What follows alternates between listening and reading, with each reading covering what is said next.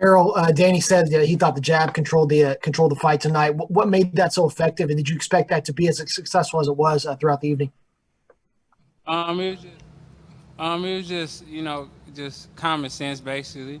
I mean, I was the taller person. He had the shorter arms, and I always had a great jab. So so that's what we was working on. Working on using the jab, setting everything up with the jab, and basically just outpointing him. That's I think I did well using my jab. I think Lennox Lewis would be really proud of me. Using my jab like the way I did. Right. I think a lot of folks were wondering how you were going to take a punch after the accident. Is there one tonight that maybe you were proud of how well you were able to respond? No, because I had a 10, 12 week training camp where I was sparring. So I mean, I was taking the punches in sparring, so I wasn't surprised. I was taking the punch in the fight because it was something that I've been taking, so I wasn't surprised at all, and I always had a great chin. Next question from Jeremy Harridges. Jeremy, you can unmute yourself and ask your question. Hi, Errol. Congratulations on your victory. How would you appraise your performance? How would you rate yourself? I give myself a B. I think I had a little bit of ring rust in there, but I think I was just in such great shape and had a great training camp and took everything serious where I could overwhelm. I can just not be discouraged by me having ring rust and things like that. So I feel like just working my jab and using my angles and boxing was the best move, and that's what I basically did. Your performance in this fight, and as far as what you see moving forward for the future, obviously everyone's talking about Terence Crawford. Is that a legitimate chance of happening, or do you guys feel like you're miles and miles apart?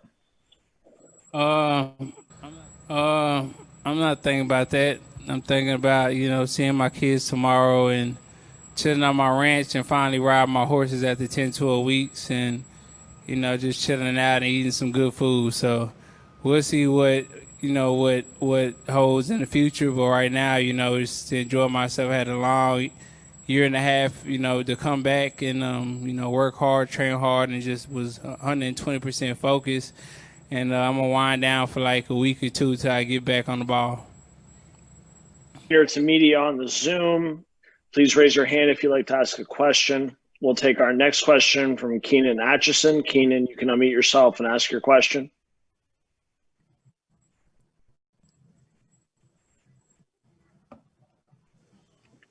Keenan? Yes, please ask your question, Keenan. Keenan? All right, we'll move on to Mark Wicker. Mark, you can unmute yourself and ask your question. Errol, what was the sensation like walking in tonight? You seemed like you had a smile on your face. I'm sure it was probably had to be a little bit emotional after such a long time and everything that happened. How excited were you when you made that walk into the ring? Well, I was super excited. I mean, this is my home. This was a lifelong dream of mine, just, be a household name in Dallas, and now I'm a household name. And, I was just thankful to have, fans here and family here and, everybody support me. And I was smiling because it was a long road to come back. And it was a lot of, sacrifice and, just, buckling down and staying focused and, trials and tribulations to get to this point, to tonight. And I got to that point and, it paid off. So, like they say, everything happened for a reason. And I feel like, I'm here for a reason, and I basically proved that I'm back and I'm here to stay, and I'm the unified champion of the world. That first round feel, I mean, you were sharp. It didn't look like you. I mean, it looked like you had kind of taken up where you left off. And did that feel any different than any other first round you usually fight? No. No. It was just like I said, I've been training. I've been in the gym for probably March. I've been in the gym since March, late March. And, you know, we just been working and training hard and just, you know, being 100% focused. So I was just, this training camp, I was just in the gym 24/7. I dedicated, you know, basically everything just to come back and get back. And I knew I had to be just focused and go back to what I used to do and being in the gym all the time and being actually a gym rat and not just going to training camp when I got a fight coming up and actually just being there and being ready, you know, when I got that call. So, you know, this training camp was a little bit different. It was like back in the day where I was already, you know, I'd have to lose 30, 40 pounds. You know, I was actually in training camp, you know, training for strategy and things like that instead of, you know, trying to lose weight and going to the gym knowing I got to lose, you know, this much amount of weight. I was actually, you know, already on weight and just, you know, focus on strategy. All right. Thanks, Mark. We'll take our next question from David Melandra. David, you can unmute yourself and ask your question. Hey, Errol, congratulations on your victory. At any point in the fight tonight, did any of Danny's punches hurt you at all? Feel like you're in jeopardy of potentially losing this fight? No, I didn't. I felt some of his punches, but they wasn't hard enough to hurt me or, you know, to wobble me or discourage me, or there wasn't really nothing like, man, like this dude can really punch. He was more strong than anything. So, you know, but I give him all this kudos, great fighter, Iron Chin, came to fight, and, you know, I think, you know, he basically, you know, tried to take my title, and, you know, I defended it well at home. So much respect to him for just giving me his opportunity and accepting the fight and coming to Dallas and fighting me. All right, thanks, Sarah. We'll kick it back to questions inside AT&T Stadium.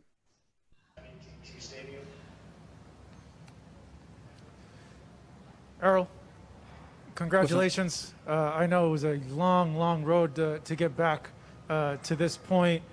What was going on through your mind when you were walking through the little area to go to the ring? Basically, it was just like what my shirt says. It says I'm back. You know, and, you know, it was just more of a grateful moment for myself. Like, man, all this hard work, you know, from this year and a half, you know, led me to this point. So, you know, basically it was just, man, like you worked hard to get to this point. You deserve to be here. Now it's time to put on a show. Let's go. So I wasn't nervous at all after being a year and a half off. I wasn't nervous at all coming and walking here. It was more of, man, like, this is my home. This is where I belong. Let's go.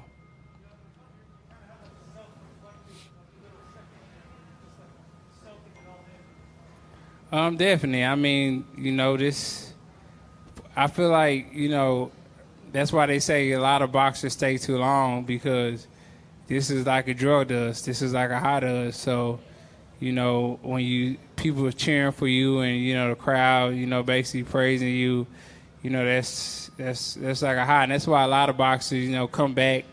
Like Sugar Ray Leonard, he came back, you know, he didn't need the money. He came back to fight because he was chasing something. He was chasing that high that, you know, basically, you know, people still cheering his name and being a champion and saying, you know, like even the Hector Camacho documentary was like, man, it's nothing like when people say and new, you know. So, you know, I just, you know, getting that again and just, you know, hearing and still and, you know, they putting the belts around me and things like that, you know, that meant a lot. And it's just, you know, I'm glad my hard work and basically my dedication and my path to get back, you know, ended with, you know, me defending my titles and, you know, putting the belts around my waist again and doing it in my hometown in front of all my fans.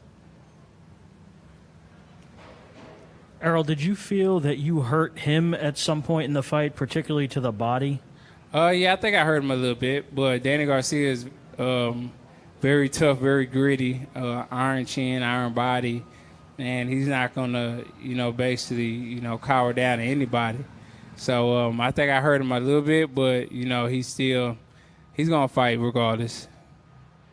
It was to the body you felt you hurt him more? Or?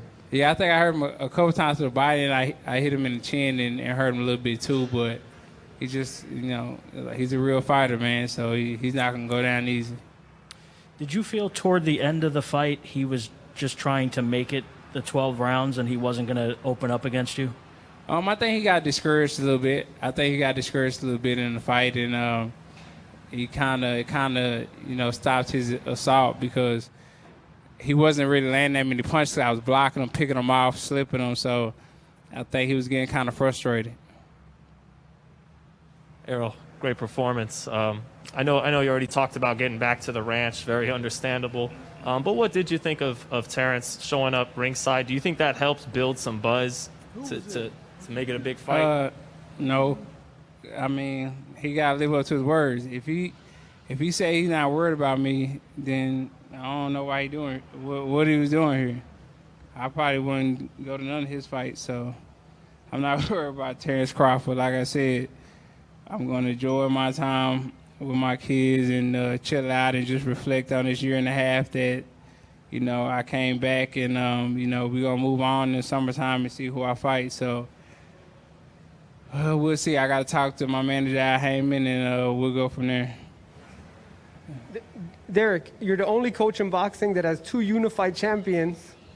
Are you trainer of the year this year? It's almost over. Hey, man, they'll find somebody to jump in front of me. They'll try to, but they really can't do it this time, I don't think, because of the circumstances. But, you never know. They'll find somebody. And Earl, this proves tonight that you're very popular. Over 16,000 fans in a pandemic. They put, I don't know if you noticed during the fight, they put Crawford on a big screen. He got booed. Well, that's what they were booing. I didn't know they were booing. Yeah, that's what they were booing. So what does it say? Do you have this big fan base here? You and Canelo, 120,000? Like I said, I'm not worried about anybody right now. I'm going to enjoy my time with my family, chill out, and, maybe buy a couple horses and goats and cows and chickens and things like that. But, right now I'm just going to chill out, man, enjoy this a little bit of a layoff. It was a hard year and a half for me, coming back. And, I need to rest a little bit and not really think about boxing for like a week and then jump back on the ball. But, I'm not going to get out of shape, not going to get too fat. I'm going to keep working and stay in the gym. Derek, question over here. Could you go into a little bit about the plan tonight for Danny and how crucial the jab was and ended up being? Well, I always say the jab is the easiest punch to throw, the fastest punch you can throw, and the hardest punch to block. And you can see it tonight that it gave him a lot of issues. And he used the jab for the distance. He used the jab just to constantly keep him occupied. And he set him up with a lot of times with the jab. So he used it for several reasons. And then it was beautiful, man. It worked.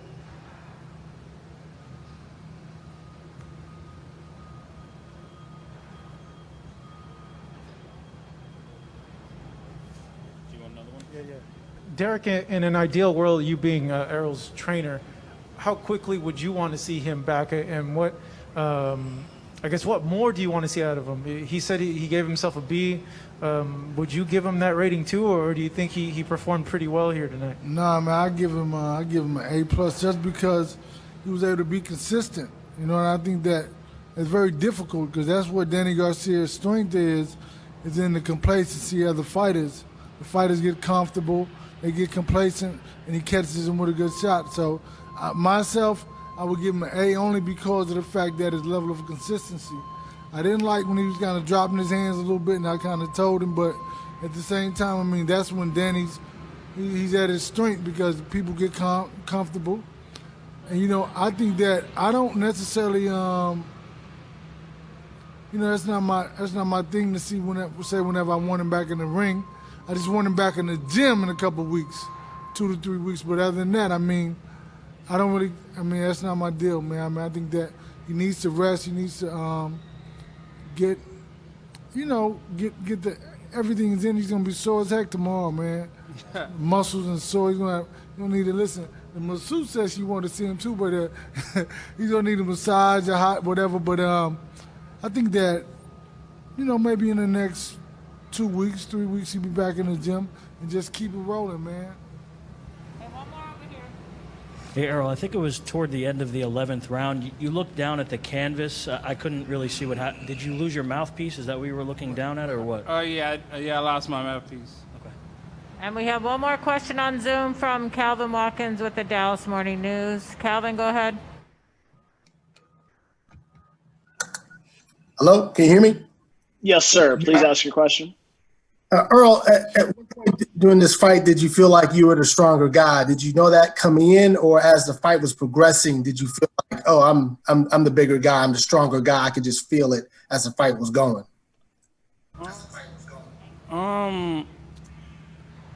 I kind of knew that I was the stronger guy just because, you know, I'm stronger than a lot of people, you know. You know, even though, you know, people say I might be skinny or whatever, I'm just naturally strong. People I spar, you know, light heavyweights, and things like that, and push them around. So, you know, I just felt like I was a strong guy. And especially him, you know, fighting at 140 before and things like that.